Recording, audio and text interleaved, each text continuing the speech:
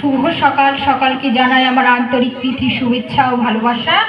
ঈশ্বরের কাছে কল্যাণ হোক, সকলের কল্যাণ হোক। তো আজকে আমরা জানি বিশ্ব প্রতিবন্ধী দিবস 3 ডিসেম্বর। তো আজকের এই দিনটা সকল মানে স্কুলের মিসেস থেকে শুরু করে আমাদের পৌরপ্রধান থেকে শুরু করে প্রত্যেক গার্জিয়ান থেকে শুরু করে আমাদের বিশ্বের কোনায় কোনায় যত গার্জিয়ান আছে আমাদের সকলকে আমার আন্তরিক প্রীতি শুভেচ্ছা। এই কারণেই যে দিনটাকে সঠিকভাবে সঠিক নিয়মে পরিচালনা করবার জন্য বা এই দিনটাকে মনে রাখবার জন্য বিশেষভাবে আমার আন্তরিক প্রীতি শুভেচ্ছা জানাই আমাদের স্কুলের প্রধান শিক্ষিকা মহাশয় শিক্ষিকা ম্যাডাম। তো আমি দেবনাথ ইনস্টিটিউশন ফর গার্লস স্কুলের থেকে এবার মাধ্যমিক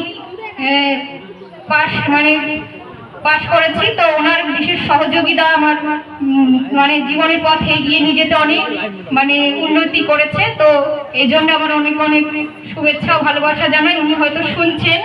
তো আরও আমাদের উত্তম স্যার রয়েছেন, আরও পৌরপ্রধান যারা রয়েছেন, আমাদের আগের যিনি টিচার ছিলেন এই CWSS এর যে টিচার ছিলেন রীতাদি, ওনাকেও আমি অনেক শুভেচ্ছা অভিনন্দন প্রণাম জানিয়ে আমার এইটুকুই বলার।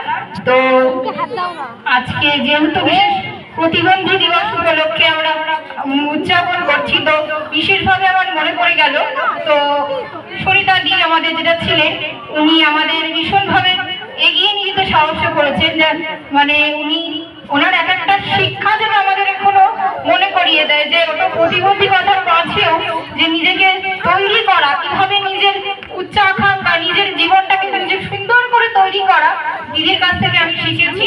তো এটুকুই আমি বলে আমার বক্তৃতা শেষ করব। তো আমার নাম সুদেষ্ণা বিশ্বাস। তো রবীন্দ্রসঙ্গীত, আমি একটু গান পরমী মানুষ, তো তাকে আমি সকলকে আমার আন্তরিক শুভেচ্ছা জানিয়ে আমি আমার অনুষ্ঠানটি শুরু করব। তো ঠিক আছে, রবীন্দ্রসঙ্গীত রবীন্দ্রনাথ ঠাকুরের খুব বিশেষ প্রিয় একটা দেশাত্মবোধক গান, এই দিয়ে শুরু করব।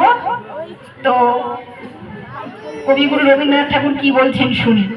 বলছে, ও আমার দেশের মাটি তোমার